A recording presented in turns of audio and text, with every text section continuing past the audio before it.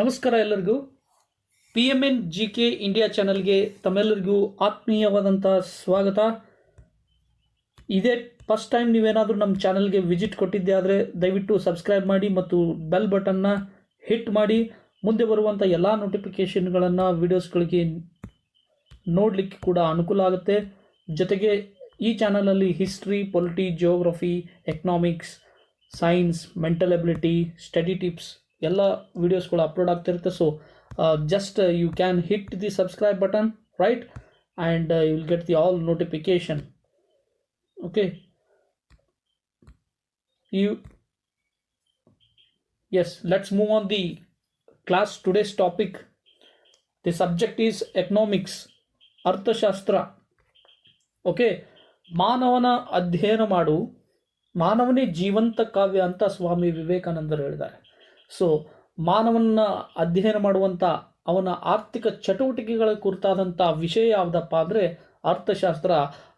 Economics ಕುರಿತಾಗಿ ನಾವು ಇವತ್ತೇನು ಮಾಡ್ತಾ ಇದ್ದೀವಿ, ಅಧ್ಯಯನ ಮಾಡ್ತಾ ಇದ್ದೀವಿ. ಎಕನಾಮಿಕ್ಸ್ ಕುಲಂಕುಷವಾಗಿ ಅಧ್ಯಯನ ಮಾಡ್ತಾ ಹೋಗೋಣ. ನಾವೆಲ್ಲರೂ ಅರ್ಥಶಾಸ್ತ್ರ ತಿಳ್ಕೊಂಡಿರಬೇಕಾದಂಥ ಒಂದು ಸಾಮಾಜಿಕ ವಿಜ್ಞಾನ ಕೂಡ ಆಗಿದೆ. ಆರ್ಥಿಕ ಸಿದ್ಧಾಂತ ವಿಷಯಗಳನ್ನು ಅಭ್ಯಾಸ ಮಾಡಿಕೊಂಡು ಅರ್ಥ ಮಾಡ್ಕೊಳ್ಳೋದು ಸುಲಭ, ಆದರೆ ದಿನದಿಂದಕ್ಕೆ ಬದಲಾಗ್ತಿರುವಂಥ ಭಾರತದ ಅರ್ಥಶಾಸ್ತ್ರೀಯ ಚಟುವಟಿಕೆಗಳನ್ನು ಅರ್ಥ ಮಾಡ್ಕೋಬೇಕಾಗಿದೆ. ಓಕೆ,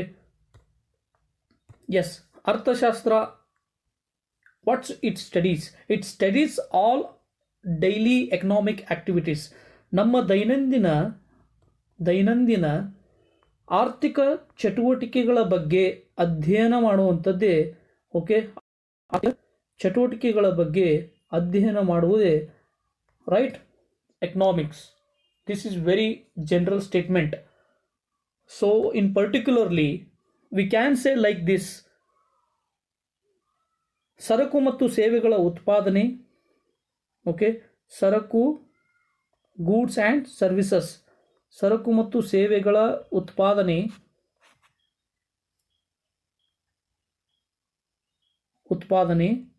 ಹಂಚಿಕೆ, ರೈಟ್, ಆ್ಯಂಡ್ ಅಲ್ಟಿಮೇಟ್ ದಿ ಯುಟಿಲೈಜೇಷನ್, ಬಳಕೆ.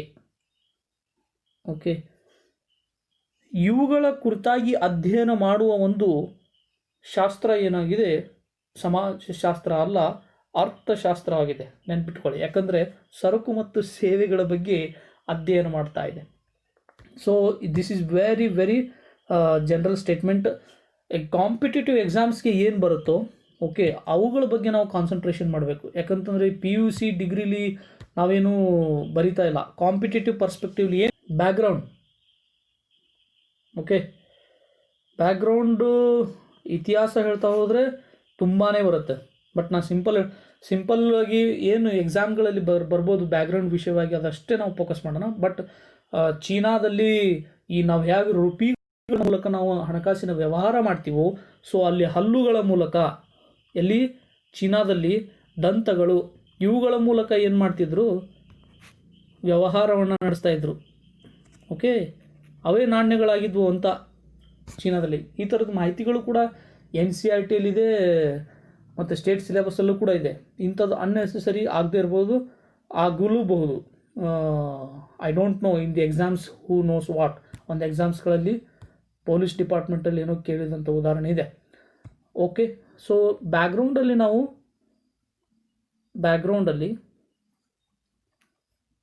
ಒಂದು ಉಲ್ಲೇಖ ಮಾಡಬಹುದಾದಂತಹ ಇಂಪಾರ್ಟೆಂಟ್ ಪಾಯಿಂಟ್ ಯಾವುದು? ಕೌಟಿಲ್ಯನ ಅರ್ಥಶಾಸ್ತ್ರ.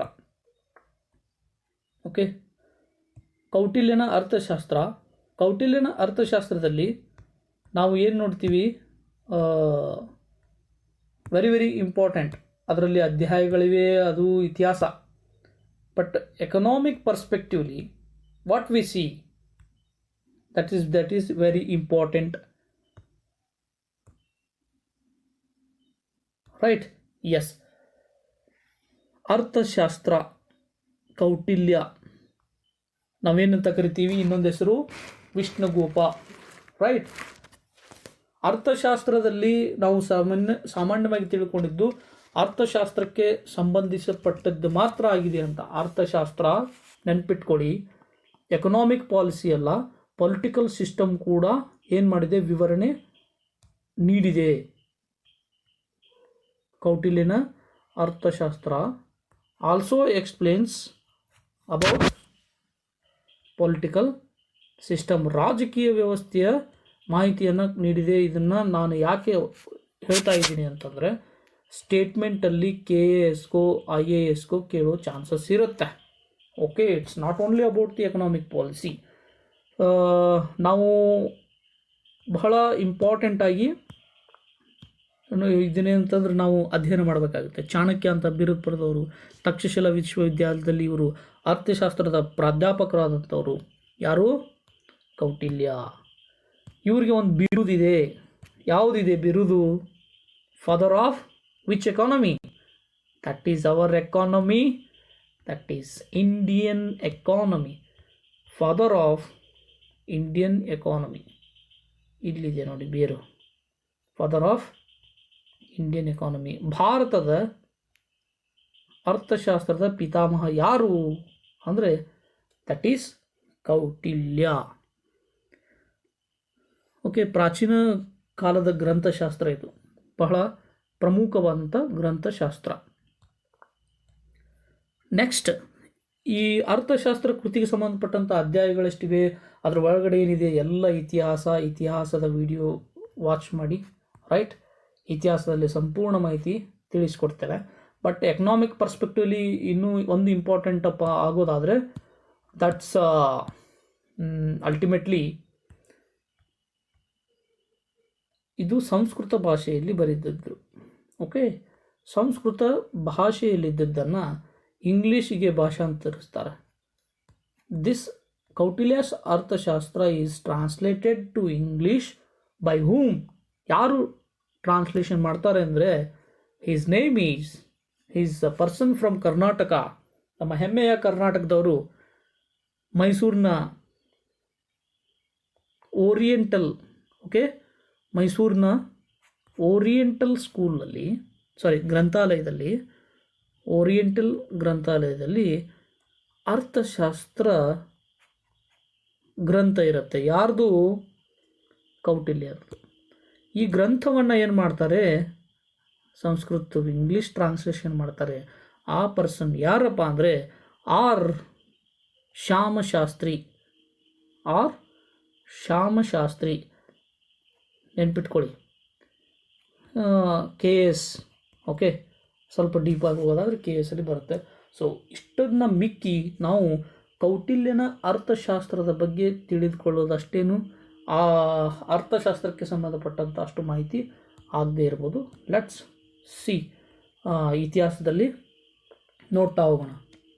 ರೈಟ್, ಇದಾದ ನಂತರ ನಮಗೆ ಭಾರತದೊಳಗೆ ಬಹಳ ಮುಖ್ಯ ಅಂತ ಅನ್ಸ್ಕೊಳ್ಳೋರು ಬ್ಯಾಕ್ಗ್ರೌಂಡಲ್ಲಿ ಅಮರ್ತ್ಯ ಸೇನ್. ಯಾರು? Amartya Sen.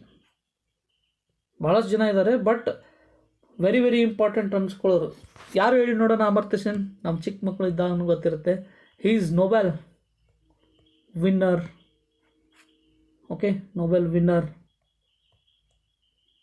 For economics. Nobel winner for economics. ಇನ್ನೊಂದು ವಿಶೇಷ ಹೇಳೋದಾದರೆ ಅಮರ್ತ್ಯ ಸೇನ್ ಅವರು, ಓಕೆ, ಹ್ಯೂಮನ್ ಡೆವಲಪ್ಮೆಂಟ್ ಇಂಡೆಕ್ಸ್, ಮಾನವ ಅಭಿವೃದ್ಧಿ ಸೂಚ್ಯಾಂಕ ಅಂತ ಬರುತ್ತೆ. ಮಾನವ ಅಭಿವೃದ್ಧಿ ಸೂಚ್ಯಾಂಕದಲ್ಲಿ ಇವರು ಪಾಕಿಸ್ತಾನದ ಒಬ್ಬರು ಅರ್ಥಶಾಸ್ತ್ರಜ್ಞರಿರ್ತಾರೆ. ಅವರು ಯಾರು ಅಂದರೆ ಮೆಹಬೂಬ್ ಉಲ್ ಹಕ್. ಯಾರು? ಮೆಹಬೂಬ್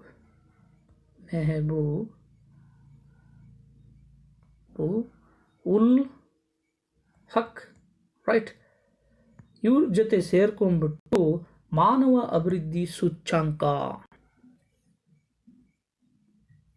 ಮಾನವ ಅಭಿವೃದ್ಧಿ ಹ್ಯೂಮನ್ ಡೆವಲಪ್ಮೆಂಟ್ ಇಂಡೆಕ್ಸನ್ನು ಅಭಿವೃದ್ಧಿಪಡಿಸಲಿಕ್ಕೆ ನಮ್ಮ ಅಮರ್ತ್ಯ ಸೇನ್ ಅವರು ಸಹಾಯ ಮಾಡ್ತಾರೆ ಅಥವಾ ಭಾಗವಹಿಸ್ತಾರೆ ಅಭಿವೃದ್ಧಿಪಡಿಸುವಲ್ಲಿ. ಸೊ ಅಮರ್ತ್ಯ ಸೇನ್ ಅವರ ಕುರಿತಾಗಿ ಇನ್ನೊಂದು ಏನಾದರೂ ಹೇಳೋದಾದರೆ, ಅವರಿಗೆ ಯಾವಾಗ ಭಾರತ ರತ್ನ ನೊಬೆಲ್ ಅವಾರ್ಡ್ ಸಿಕ್ಕಿದೆ ಅಂದರೆ 1998ರಲ್ಲಿ. ಇದನ್ನು ಎಕ್ಸಾಮ್ಸ್ಗಳಲ್ಲಿ ಕೇಳಿದ್ದಾರೆ, ರೈಟ್. Nobel prize.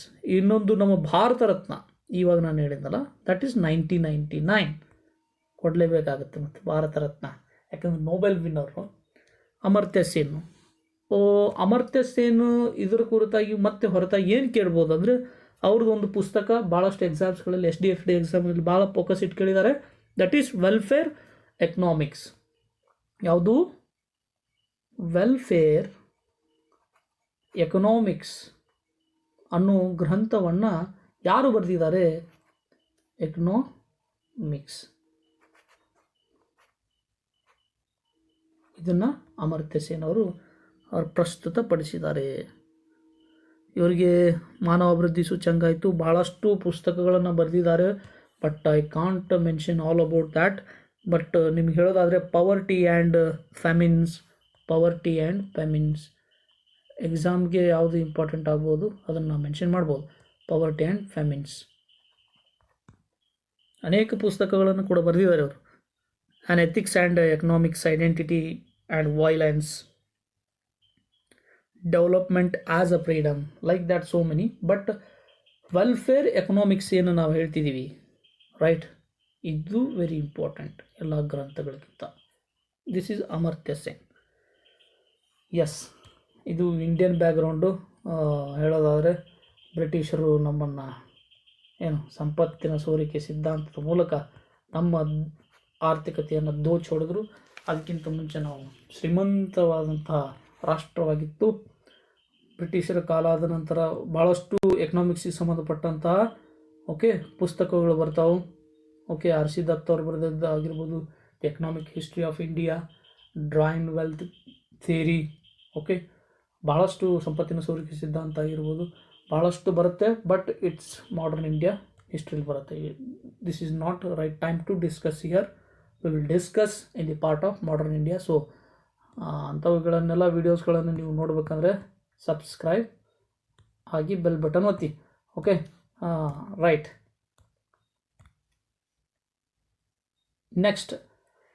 ನೆಕ್ಸ್ಟ್ ನಾವು ಬ್ಯಾಕ್ಗ್ರೌಂಡಲ್ಲಿ ನಿಮಗೆ ಆ್ಯಡಮ್ ಸ್ಮಿತ್ ಬಗ್ಗೆ ಹೇಳಲೇಬೇಕಾಗತ್ತೆ, right. Adam Smith, who's that? He is the person, he is a person written the economic book called as Wealth of Nations, written by Adam Smith in the year of 1776. That is American Revolution, America ಕ್ರಾಂತಿ. Wealth ಇದು ಯಾವುದ್ರ ಕುರಿತಾಗಿ ಹೇಳುತ್ತೆ? Wealth creation and distribution, ಅಂದರೆ ಸಂಪತ್ತಿನ ಗಳಿಕೆ ಮತ್ತು ವಿತರಣೆ ಕುರಿತಾಗಿ ಈ ಒಂದು ಪುಸ್ತಕ ನಮಗೆ ಮಾಹಿತಿ ಕೊಡುತ್ತೆ. ಯಾರು ಬರೆದ್ರು? Wealth of Nations. ಯಾರು ಬರೆದಿದ್ದು? Adam Smith. ವರ್ಷ 1776. ಇದರಲ್ಲಿ ಏನಂತಂದರೆ ಸಂಪತ್ತಿನ ಒಂದು ವ್ಯಾಖ್ಯ, ಅದನ್ನು ಕೂಡ ವ್ಯಾಖ್ಯಾನವನ್ನು ನೀಡಿದ್ದಾರೆ ಆ್ಯಡಮ್ ಸ್ಮಿತ್ ಅವರು. ಇವರು ಆಧುನಿಕ ಅರ್ಥಶಾಸ್ತ್ರದ ಪಿತಾಮಹ ಅಂತಾರೆ. Somehow extent you can accept in PC questions like that. That's why I'm also telling. ಏನಂತ ಕರಿತೀವಿ? ಆಧುನಿಕ ಶಾಸ್ತ್ರದ ಅರ್ಥಶಾಸ್ತ್ರದ ಪಿತಾಮಹ, ಮಾಡರ್ನ್ ಫಾದರ್ ಆಫ್ ಎಕನಾಮಿಕ್ಸ್. ಯಾರು? Adam Smith. ಈಗ ವೆಲ್ತ್ ಆಫ್ ನೇಷನ್ಸ್ನ ಒಂದು ಪೂರ್ಣ ವೆಲ್ತ್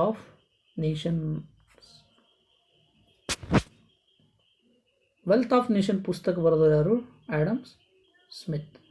ಇದ್ರದ್ದು ಒಂದು ಪೂರ್ಣ ಹೆಸರು ಕೂಡ ಇದೆ. ಪೂರ್ಣ ಹೆಸರು ಅಂದರೆ an enquiry into the nature and causes of the wealth of nations. ಇಲ್ಲಿ ಬರಿತೀನಿ, ಆ್ಯನ್ ಎನ್ಕ್ವೈರಿ. ಇದನ್ನು ಕೇಳಿದ್ದಾರೆ ಇದರಲ್ಲಿ ಒಂದು ಸಾರಿ, ಐ ಥಿಂಕ್ KS ಪ್ರಿಲಿಮ್ಸಲ್ಲೂ ಕೇಳಿದ್ದಾರೆ. Enquiry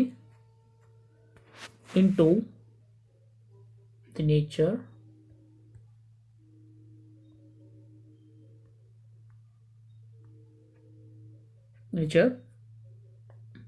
and causes of the wealth of nation and causes of the wealth of nation. Okay, this is full name of Wealth of Nations book. This is written by Adam Smith. ಇವರೇ ಸಂಪತ್ತಿನ ವ್ಯಾಖ್ಯೆ ಯಾರು ನೀಡಿದ್ರಂತ ಡೈರೆಕ್ಟಾಗಿ ಹೇಳ್ಬೋದು. But almost all ಇವು ಪುಸ್ತಕಗಳನ್ನು match of the ಫಾಲೋವಿಂಗಲ್ಲಿ ಎಷ್ಟೇ ಕೇಳ್ತಿರ್ತಾರೆ. ಬಂಡವಾಳಶಾಹಿ, ಆಧುನಿಕ ಅರ್ಥಶಾಸ್ತ್ರ, ಕಾರ್ಮಿಕರ ವಿಭಜನೆ, ಮಾರುಕಟ್ಟೆಯ ಗೋಚರ ಹಸ್ತ, ತೆರಿಗೆ ತತ್ವಗಳು ಮತ್ತು ಆಧುನಿಕ ಮುಕ್ತ ಮಾರುಕಟ್ಟೆ, ಓಪನ್ ಮಾರ್ಕೆಟ್, ಇವುಗಳನ್ನೆಲ್ಲ ಪರಿಕಲ್ಪನೆ ಕೊಟ್ಟವ್ರೆ ಆಡಮ್ ಸ್ಮಿತ್ತು, ರೈಟ್. ಅದಕ್ಕೋಸ್ಕರ ನಾವು ಏನಂತ ಕರಿತೀವಿ ಅವ್ರನ್ನ, ಫಾದರ್ ಆಫ್ ಮಾಡರ್ನ್ ಎಕನಾಮಿಕ್ಸ್ ನೆನಪಿರಲಿ, ರೈಟ್. ನೆಕ್ಸ್ಟ್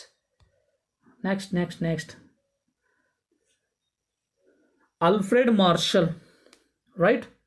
ಅಲ್ಫ್ರೆಡ್ ಮಾರ್ಷಲ್ ನೀವು ನೋಡ್ತಿದ್ದೀರಿ, ಪ್ರಿನ್ಸಿಪಲ್ಸ್ ಆಫ್ ಎಕನಾಮಿಕ್ಸ್. ಈ ಪುಸ್ತಕ ಬರೆದವರು ಯಾರು?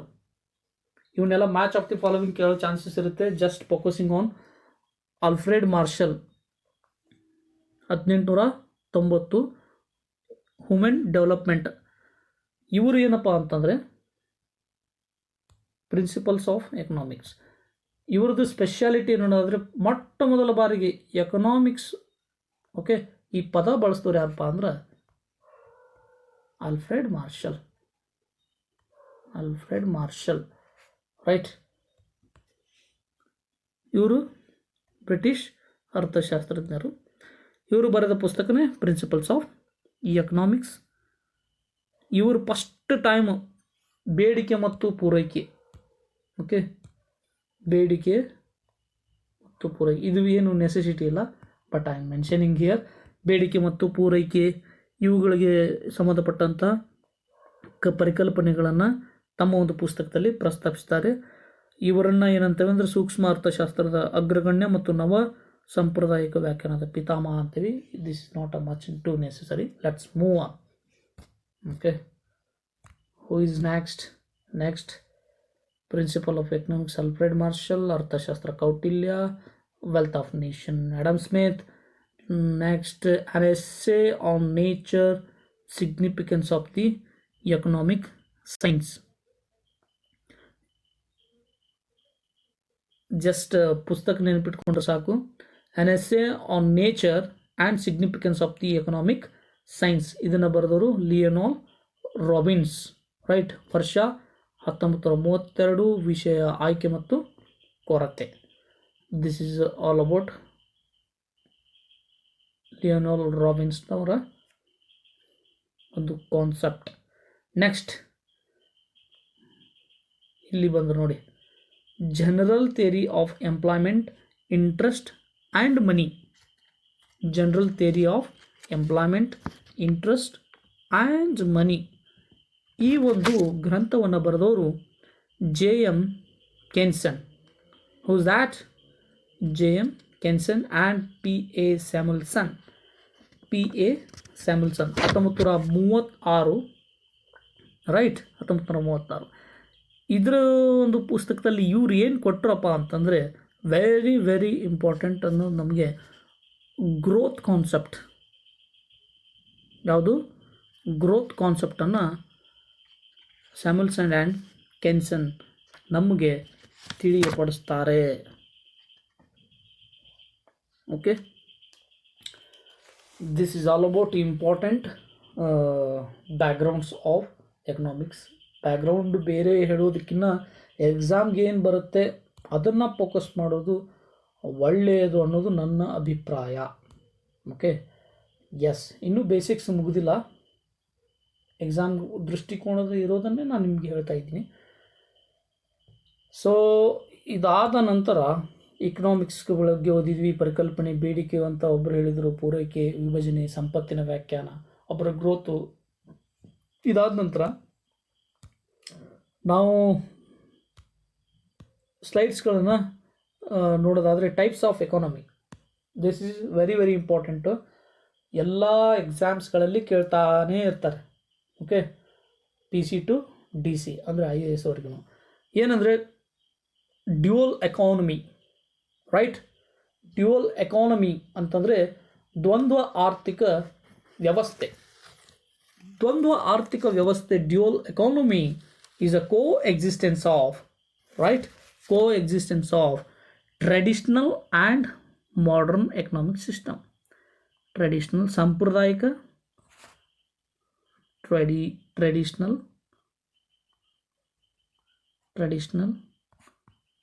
and modern economic system, right? This is dual economy ಅಂತಂದ್ರೆ ಏನು? Coexistence of traditional and modern economy. ನಾವು ನೋಡ್ತೀವಿ, ಫಾರ್ ಎಕ್ಸಾಂಪಲ್ ಅಗ್ರಿಕಲ್ಚರ್.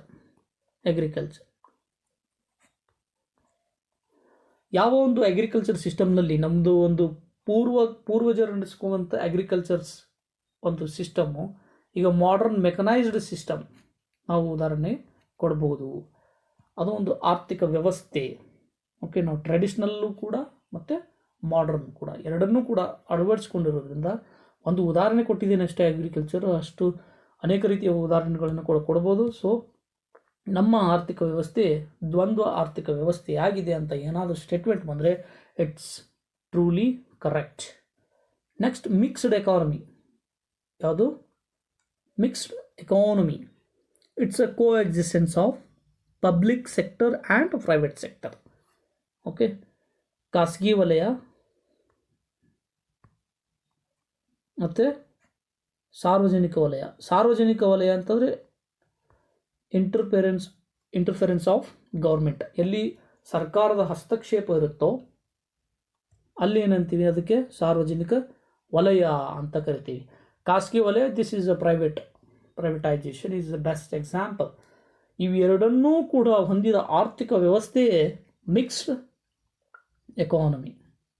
ಓಕೆ, ಮಿಶ್ರ ಆರ್ಥಿಕ ವ್ಯವಸ್ಥೆ. ಫಾರ್ ಎಕ್ಸಾಂಪಲ್, ಒಂದು ಏನೋ road, big road, national highway construction ಅಥವಾ ಒಂದು ಇನ್ನೊಂದೇನೋ ಪ್ರಾಜೆಕ್ಟು. ಓಕೆ, ಆ ಪ್ರಾಜೆಕ್ಟ್ಗೋಸ್ಕರ ಖಾಸಗಿನೂ ಇನ್ವಾಲ್ವ್ ಆಗಿದೆ, ಗೌರ್ಮೆಂಟು ಇನ್ವಾಲ್ವ್ ಆಗಿದೆ ಅಂತಂದರೆ ನಾವೇನಂತ ಹೇಳ್ಬೋದು, ಅದಕ್ಕೆ ಮಿಕ್ಸ್ಡ್ ಎಕಾನಮಿ ಅಂತ ಕರಿಬೋದಾಗಿದೆ. Next, opened economy. Opened economy ಮುಕ್ತ ಆರ್ಥಿಕ ವ್ಯವಸ್ಥೆ. ಓಪನ್ಡ್ ಎಕಾನಮಿಲಿ ಏನಂತಂದರೆ ಬಂಡವಾಳ, okay, FDI, foreign direct investment. Best example ನಾವು LPG ಕೇಳ್ತೀವಲ್ಲ. Okay, liberalisation, privatisation and globalisation. Okay, ಇಲ್ಲೇನಂತಂದರೆ ನಾವು LPG 1991 ನಂತರ ಮಾಡಿದ್ರಿಂದ ನಮ್ಮ ಒಂದು ಆರ್ಥಿಕ ವ್ಯವಸ್ಥೆಯ ಕೆಲವೊಂದಿಷ್ಟು ಕಟ್ಟುಪಾಡು ನಿಯಮಗಳನ್ನು ಸಡಿಲಗೊಳಿಸಿ ರಚನಾತ್ಮಕ ಬದಲಾವಣೆಗಳನ್ನು ತಂದು we have opened up our Indian economy to world, okay, to world in year of 1991. Okay, we are now opened to the whole world of the market. Okay, we can for example is best FDI, foreign direct investment. Almost ಇದನ್ನು FD foreign direct investment ಹೇಳುವಾಗ ಹೇಳ್ತೀನಿ ಯಾವ್ಯಾವ ಸೆಕ್ಟ್ರಲ್ಲಿ ಎಷ್ಟು ಪರ್ಸೆಂಟಾಗಿ ಮಾಡಿದ್ದೀವಿ. Almost 90% we have opened up for the world economic ಆ್ಯಕ್ಟಿವಿಟೀಸ್ಗಳಲ್ಲಿ. So Indian economy is opened economy. This is also right. But questions ಹೇಗೆ ಬರುತ್ತೆ, ಲೋವರ್ ಎಕ್ಸಾಮ್ಸ್ಗಳಲ್ಲಿ dual economy, mixed economy meaning ಕೇಳ್ಬೋದು. ಕೆಲವೊಂದಿಷ್ಟು FD ಹೋದಾಗ ಮ್ಯಾಚ್ ಆಫ್ ದಿ ಫಾಲೋವಿಂಗ್ ಕೇಳುವಂಥ chances ಇರುತ್ತೆ. Next, this is very important, closed economy. Right, ಇದನ್ನು ಗಮನವಿಟ್ಟು ಕೇಳಿ. ಕ್ಲೋಸ್ಡ್ ಎಕಾನಮಿ ಅಂತಂದ್ರೆ ನಮಗೇನೋ ಅಂತ ಅನಿಸ್ಬಿಡುತ್ತೆ. Closed economy is particularly on the import and export sector. ಯಾವ ದೇಶದಲ್ಲಿ ಆಮದು ಮತ್ತು ರಫ್ತು ಪ್ರಮಾಣ ನಡೀತಿರೋದಿಲ್ವೋ, ಆಮದು ಮತ್ತು ರಫ್ತು ಬೇರೆ ದೇಶದಿಂದ, there is no import and export from any other country, that situation is called as closed economy. ಯಾವ ದೇಶದ ರಾಷ್ಟ್ರದಿಂದನೂ ಕೂಡ ನಾವು ಯಾವುದೇ ಆಮದು ಮತ್ತು ರಫ್ತುಗಳ ಒಂದು ಆರ್ಥಿಕ ಚಟುವಟಿಕೆಗಳನ್ನು ಮಾಡ್ತಿರೋದಿಲ್ಲ. ಸೊ ಅದಕ್ಕೋಸ್ಕರ ಏನಂತೀವಿ, ನಾವು ಏನಂತೀವಿ, ಕ್ಲೋಸ್ಡ್ ಎಕಾನಮಿ ಅಂತೀವಿ. ಇಂಡಿಯಾ ಈಸ್ ಕ್ಲೋಸ್ಡ್ ಎಕಾನಮಿ ಅಂತ ಏನಾದರೂ ಸ್ಟೇಟ್ಮೆಂಟ್ ಬಂದರೆ ಏನು, this is utterly wrong statement. We can eliminate that question in the multiple choices of statements, right? Okay, then boom economy ಅಂತ ಬರುತ್ತೆ, right? ಬೂಮ್ ಎಕಾನಮಿ ಬೂಮ್ ಅಂತ ಕರಿತೀವಿ, ಅದರ ಹೆಸರಲ್ಲೇ ಇದೆ ಬೂಮ್ ಅಂತಂದರೆ faster expansion of economic activities in the country. ಫಾಸ್ಟಾಗಿ ನಮ್ಮ ಆರ್ಥಿಕ ಚಟುವಟಿಕೆಗಳು ಏನಾಗುತ್ತೆ ಅಂದರೆ ಬಹಳ ವೇಗವಾಗಿ ನಡೀತಾ ಇರುತ್ತೆ. Faster expansion of economic activities, ಆರ್ಥಿಕ ಚಟುವಟಿಕೆಗಳು ಬಹಳ ವೇಗವಾಗಿ ನಡೀತಾ ಇರ್ತವೆ. ಅಂದರೆ ಗ್ರೋತ್, ಓಕೆ, ಡಿಜಿಟಲ್ ಆಗಿರ್ಬೋದು, IT ಸೆಕ್ಟರ್ಸ್ ಆಗಿರ್ಬೋದು, ಒಂದೊಂದು ಒಟ್ಟು ನಮ್ಮ ಎಕಾನಮಿ ಅಂತ ಇರುತ್ತೆ ಒಂದೊಂದು ವೇಗವಾಗಿ ಎಕನಾಮಿಕ್ ಆ್ಯಕ್ಟಿವಿಟೀಸ್ ಆಗ್ತಿರೋದ್ರಿಂದ ಅದಕ್ಕೆ ಬೂಮಿಂಗ್ ಎಕಾನಮಿ ಅಂತ ಕರಿತೀವಿ. ಸೊ ಸ್ಟೇಟ್ಮೆಂಟಲ್ಲಿ ಬಂದರೆ ಅತಿ ವೇಗದಲ್ಲಿ ವಿಸ್ತೃತವಾಗ್ತಿರುವಂಥ ಆರ್ಥಿಕ ಚಟುವಟಿಕೆಗಳಿಗೆ ಹೊಂದಿದಂಥ ವ್ಯವಸ್ಥೆಯೇ ಬೂಮ್ ಎಕಾನಮಿ ಅಂತ ಕರೆಯಲಾಗುತ್ತೆ. Next, parallel economy. This is black economy, right? ಭಾಳಷ್ಟು ಜನಕ್ಕೆ ಈ ಟರ್ಮ್ ಇಲ್ಲದೇ ಇರ್ಬೋದು.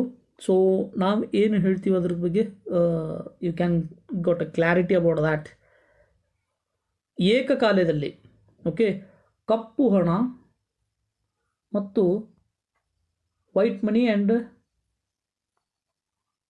ಬ್ಲ್ಯಾಕ್ ಮನಿ ಇದ್ರದ್ದು ಚಲಾವಣೆಯಲ್ಲಿರುವಂಥ ಸ್ಥಿತಿಯೇ ಬ್ಲ್ಯಾಕ್ ಎಕಾನಮಿ ಅಂತ ಕರಿತೀವಿ. ಓಕೆ, ಕಪ್ಪು ಆರ್ಥಿಕ ವ್ಯವಸ್ಥೆ, ರೈಟ್? ಎಮರ್ಜಿಂಗ್ ಎಕಾನಮಿ ತುಂಬ ಬರುತ್ತೆ. Developing economy, okay, under developed economy ಭಾಳಷ್ಟು ಬರುತ್ತೆ. ಬಟ್ ಎಕ್ಸಾಮ್ಸ್ಗಳಲ್ಲಿ ಯಾವುದು ಫೋಕಸ್ ಆಗ್ತಿರುತ್ತೆ ಈಗ ಸದ್ಯ ಅದನ್ನು ನಾವು ನಿಮಗೆ ಹೇಳ್ತಾ ಇದ್ದೀನಿ. Emerging economy where there is a process of rapid growth, okay, rapid growth. The word is very important. Rapid growth, this is like a mathematics. Okay, ಯಾಕಂದರೆ ಈಗ ಎಮರ್ಜಿಂಗ್ ಎಕಾನಮಿಗೆ ನಾವು ರ್ಯಾಪಿಡ್ ಗ್ರೋತ್ ಅಂತ ಯೂಸ್ ಮಾಡ್ತಿದ್ದೀವಿ word. Okay, whereas in a boom faster expansion of economic activities. ಈ ವರ್ಡ್ಗಳ particular ಆಗಿ match of the following ಬಂದಾಗ ನಾವು ಅವುಗಳನ್ನೇ ಚೂಸ್ ಮಾಡಬೇಕಾಗುತ್ತೆ. Okay, right? ಇವುಗಳೇ ವೆರಿ ಇಂಪಾರ್ಟೆಂಟ್ ಆದಂತಹ ಟರ್ಮಿನಾಲಜೀಸ್, ರೈಟ್? ನೆಕ್ಸ್ಟ್ ನಾವು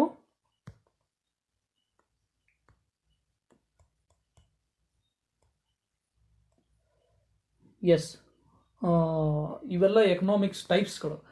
ಮುಖ್ಯವಾಗಿ ಈಗ ನಮ್ಮ ವೆರಿ ಇಂಪಾರ್ಟೆಂಟ್ ಆಗಿ ನಾವು ನೋಡೋದು micro economics and macro economics. Actually ಇದನ್ನು ಮೊದಲೇ ಅಧ್ಯಯನ ಮಾಡಬೇಕಾಗಿತ್ತು, ಬಟ್ ನಿಮಗೆ ಅವುಗಳೆಲ್ಲ ಫುಲ್ ಕ್ಲಾರಿಟಿ ಇರಲಿ.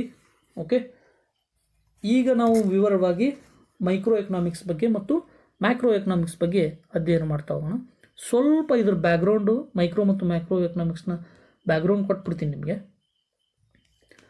ಸೂಕ್ಷ್ಮ ಮತ್ತು ಸಮಗ್ರ ಅರ್ಥಶಾಸ್ತ್ರ ಅಂತ ಕರಿತೀವಿ. ಈ ಪದಗಳನ್ನು ಮೊಟ್ಟ ಮೊದಲ ಬಾರಿಗೆ, ಓಕೆ, ರ್ಯಾಗ್ನರ್ ಫ್ರಿಶ್, ಯಾರು? ರ್ಯಾಗ್ನರ್ ಫ್ರಿಶ್ 1933ರಲ್ಲಿ ಮತ್ತು ಇನ್ನೊಬ್ಬ ಜಾನ್ ಟಿನ್ಬರ್ಜೆನ್, ಯಾರು? John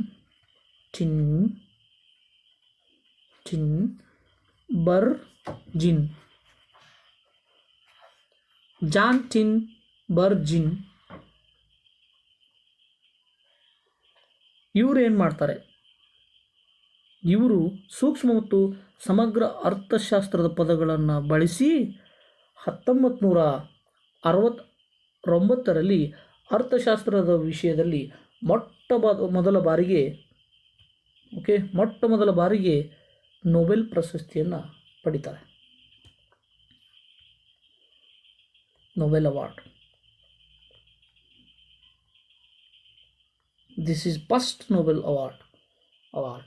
okay, Nobel award. ನಮ್ಮ ಭಾರತದಲ್ಲಿ ಅರ್ಥಶಾಸ್ತ್ರ ವಿಭಾಗದಲ್ಲಿ ಪ್ರಶಸ್ತಿ ಪಡೆದವರು ಯಾರು? Is Amartya Sen. But Ragnar Frisch and Jan Tinbergen ಇವರು ಮೊಟ್ಟ ಮೊದಲ ಬಾರಿಗೆ ಈ ಒಂದು micro economics and macro economics ಕಾನ್ಸೆಪ್ಟ್ಗಳನ್ನು ನೀಡಿ ನೊಬೆಲ್ ಪ್ರೈಸನ್ನು ಪಡ್ಕೊಂಡಿದ್ದಾರೆ. Right. So let's move on the concept. What is difference between micro economics and macro economics? Micro, the name is sales small are little like that. Micro ಅಂದರೆ ಸೂಕ್ಷ್ಮ. ನಾವು ಸೂಕ್ಷ್ಮದರ್ಶಕ ಅಂತ ವಿಜ್ಞಾನದಲ್ಲಿ ಓದ್ತೀವಲ್ಲ, ಸೂಕ್ಷ್ಮದರ್ಶಕ ಅಂತಂದರೆ ಸಣ್ಣ ಸಣ್ಣ ಪಾರ್ಟಿಕಲ್ಸ್, ಸಣ್ಣ ಸಣ್ಣ ಸೂಕ್ಷ್ಮ ಘಟಕಗಳು, ಅವುಗಳ ಬಗ್ಗೆ ಅಧ್ಯಯನ ಮಾಡುವಂಥದ್ದೇ micro economics. whereas in a macro, okay, this is whole concept or aggregated, ಒಟ್ಟಾಗಿ ಅಗ್ರಿಗೇಟ್, ಹೋಲ್ ಅಂತಂದರೆ ಸಮಗ್ರವಾಗಿ, ಅದಕ್ಕೆ ಸಮಗ್ರ ಅರ್ಥಶಾಸ್ತ್ರ. ಹೋಲ್, ಓಕೆ, ಯೂನಿಟ್ ಆಗಿ ಒಂದು ಸಿಸ್ಟಮ್, ಈ ಥರ ಒಂದು ಅಧ್ಯಯನ ಮಾಡುವುದೇ ಮ್ಯಾಕ್ರೋ ಎಕನಾಮಿಕ್ಸ್. ಲಾಸ್ಟ್ ನಿಮಗೆ ಒಂದೇ ವರ್ಡಲ್ಲಿ ಮುಗಿಸೋದಾದರೆ micro economics individual, okay, whereas micro economics individual, macro economics is whole. Individual, this is whole. ಇವುಗಳನ್ನೇ ನಾವು ವಿವರವಾಗಿ ಅಧ್ಯಯನ ಮಾಡ್ತಾ ಹೋಗ್ತೀವಿ. ಬಟ್ ಯಾಕೆ ಅಂತಂದರೆ ಕೆಲವೊಂದಿಷ್ಟು KS ಅಲ್ಲಿ, ಓಕೆ, ಫಾಲೋವಿಂಗಲ್ಲಿ ಕೊಟ್ಟು ಇವುಗಳನ್ನು ಗುರುತಿಸಲಿಕ್ಕೆ ಹೇಳಿದರೆ ನಾವು ಮೈಕ್ರೋ ಎಕನಾಮಿಕ್ಸ್ನ ಒಂದು ಕಾನ್ಸೆಪ್ಟ್ಗಳು ಯಾವಾಗ್ತವೋ, ಮ್ಯಾಕ್ರೋ ಎಕನಾಮಿಕ್ಸ್ನ ಕಾನ್ಸೆಪ್ಟ್ಗಳು ಯಾವಾಗ್ತವೋ ಸ್ಪಷ್ಟವಾಗಿ ಗುರುತಿಸಿ ನಾವು ಆನ್ಸರ್ ಕೊಡಬೇಕಾಗುತ್ತೆ. ಸೊ ಹಾಗಾಗಿ ಲೈಟಾಗಿ ಇವುಗಳ ಬಗ್ಗೆ ತಿಳಿತಾವೆ. ಸೊ ಇಲ್ಲಿ ನಾವು ಹೇಳಿದ ಪ್ರಕಾರ micro economics and macro economics, okay. ಇಲ್ಲಿ ಇನ್ಕಮ್ ಇದೆ, ಓಕೆ. ಇನ್ಕಮಲ್ಲಿ ಒಬ್ಬ ವ್ಯಕ್ತಿಯ ಆದಾಯ ಅಂದರೆ ತಲಾ ಆದಾಯ, ಓಕೆ, ತಲಾ ಆದಾಯ ಏನಾಗುತ್ತೆ, ಅದು ಮೈಕ್ರೋ ಎಕನಾಮಿಕ್ಸ್. ಇಲ್ಲಿ ರಾಷ್ಟ್ರೀಯ ಆದಾಯ, ಓಕೆ, ರಾಷ್ಟ್ರೀಯ ಆದಾಯ ಏನಾಗುತ್ತೆ, ಮ್ಯಾಕ್ರೋ ಎಕನಾಮಿಕ್ಸ್ ಆಗುತ್ತೆ. ನೋಡಿ, ಇಂಡಿವಿಜುವಲ್ ಸಣ್ಣ ಸಣ್ಣ ಒಂದು ಸೂಕ್ಷ್ಮ ಘಟಕಗಳಿಗೆ ಸಂಬಂಧಪಟ್ಟಂಥದ್ದು, ಓಕೆ, ಇಂಡಿವಿಜುವಲ್. ವೆರಾಸ್ ಇನ್ ರಾಷ್ಟ್ರೀಯ ಆದಾಯ nation income, the nation income is hole income of the country presentation, that's called as micro economics. ನಾವು ಮೈಕ್ರೋ ಎಕನಾಮಿಕ್ಸ್ಗೆ ಸಂಬಂಧಪಟ್ಟಂಥ ಏನಾದರೂ 1, 2, 3 ಸ್ಟೇಟ್ಮೆಂಟು ಕೊಟ್ಟು 1, 2, 3 ಇವುಗಳನ್ನು ನಾವೇನು ಮಾಡಬೇಕು, ಆಯ್ಕೆ ಮಾಡಿ ಇಲ್ಲಿ ಕೆಳಗಡೆ ಮತ್ತೆ ಅವುಗಳನ್ನು ಕೊಟ್ಟಿದ್ದರೆ ನಾವೇನು ಮಾಡಬೇಕು, ಆಪ್ಷನ್ಸ್ಗಳಲ್ಲಿ ಸರಿಯಾಗಿ ಯಾವುದು ಮೈಕ್ರೋ ಎಕನಾಮಿಕ್ಸು, ಯಾವುದು ಮೈಕ್ರೋ, ಯಾವುದು ಮ್ಯಾಕ್ರೋ ಅನ್ನೋದನ್ನು ನಾವು ಕೂಲಂಕುಷವಾಗಿ ಆಯ್ಕೆ ಮಾಡಬೇಕಾಗುತ್ತೆ. ಸೊ ಅದಕ್ಕೋಸ್ಕರ ಈ ಒಂದು ವಿವರಣೆ. ನೆಕ್ಸ್ಟ್, ಎಂಪ್ಲಾಯ್ಮೆಂಟ್ ವಿಷಯಕ್ಕೆ ಸಂಬಂಧಪಟ್ಟಂಗೆ ಒಬ್ಬ ವ್ಯಕ್ತಿ ಇರ್ತಾರೆ, okay, he is employee, okay. ಈ ಎಂಪ್ಲಾಯಿ ಇದು ಏನಂದರೆ ಇವುಗಳ ಬಗ್ಗೆ ಅಧ್ಯಯನ ಮಾಡೋದು ಮೈಕ್ರೋ ಎಕನಾಮಿಕ್ಸ್. ವೆರಾಸ್ ಅನ್ಎಂಪ್ಲಾಯ್ಮೆಂಟ್, ನಿರುದ್ಯೋಗ,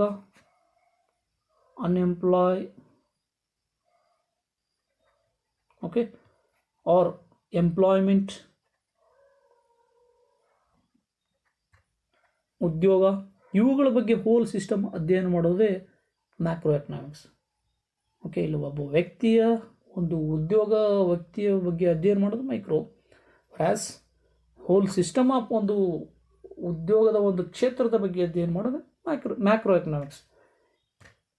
ನೆಕ್ಸ್ಟ್, ಪವರ್ಟಿಗೆ ಇಲ್ಲಿ ಪುವರ್, ಬಡವನ ಬಗ್ಗೆ ಅಧ್ಯಯನ ಮಾಡೋದು micro economics.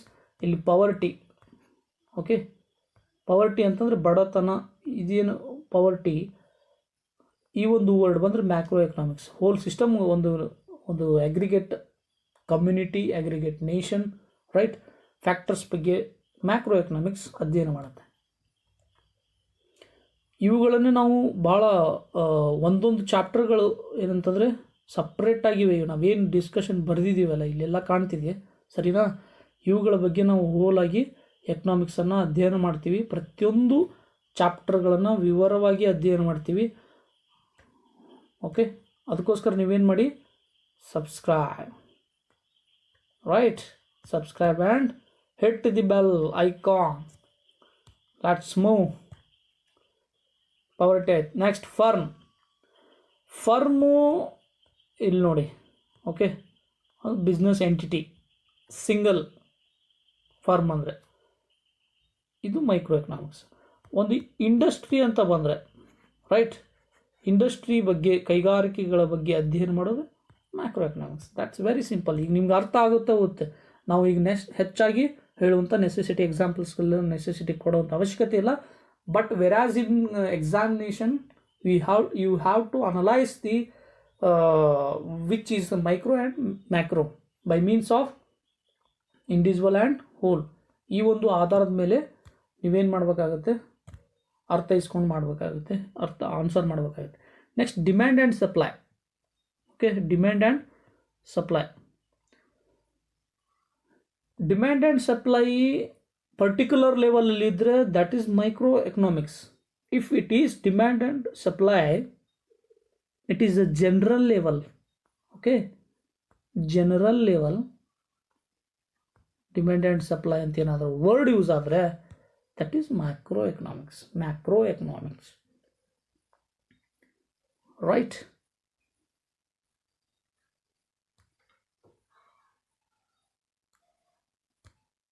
Macroeconomics.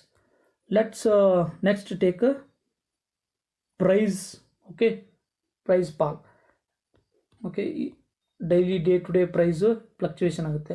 Specially macro inflation ಅಂತ ಕರಿತೀವಿ ನಾವು. ಓಕೆ, ಹಣದುಬ್ಬರ ದೊಡ್ಡ ಚಾಪ್ಟರು ಮತ್ತು ವೆರಿ ಇಂಪಾರ್ಟೆಂಟ್ ಚಾಪ್ಟರು ಡಿಸ್ಕಷನ್ ಮಾಡೋಣ.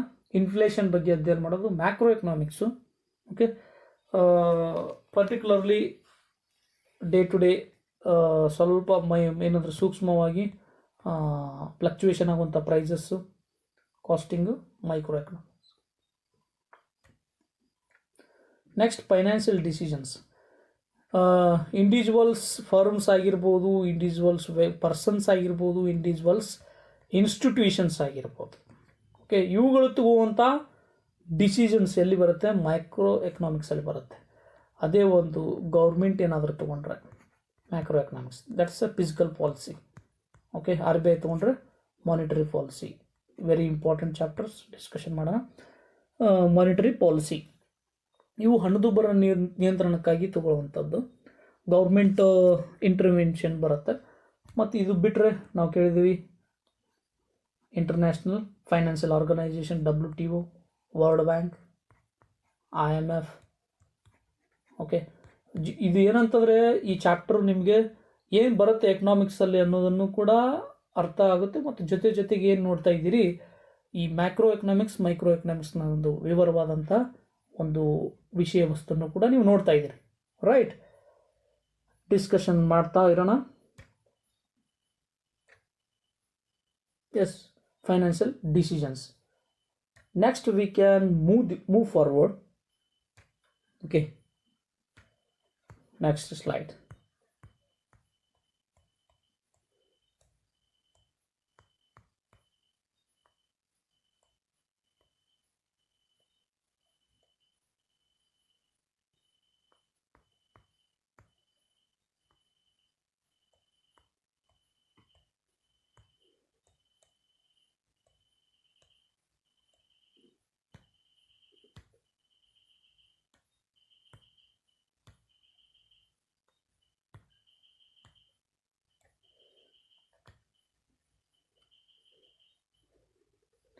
ಮುಂದಿನ ಒಂದು ಅಧ್ಯಾಯಗಳಲ್ಲಿ ಡೆವಲಪ್ಮೆಂಟ್ ಆ್ಯಂಡ್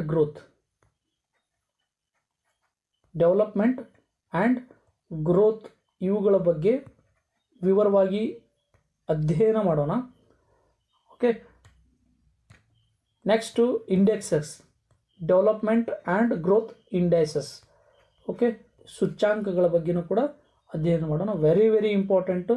ಓಕೆ, ಸೂಚ್ಯಾಂಕಗಳು ಇವುಗಳನ್ನು ನಾವು ಅಧ್ಯಯನ ಮಾಡೋಣ ನೆಕ್ಸ್ಟ್ ಕ್ಲಾಸಲ್ಲಿ. ಸೊ ದಯವಿಟ್ಟು ಸಬ್ಸ್ಕ್ರೈಬ್ ಮಾಡಿ, ರೈಟ್, ಶೇರ್ ಮಾಡಿ, ಲೈಕ್ ಮಾಡಿ, ಬೆಲ್ ಬಟನ್ನ ಹಿಟ್ ಮಾಡಿ, ಕಾಮೆಂಟ್ ಮಾಡಿ, ರೈಟ್?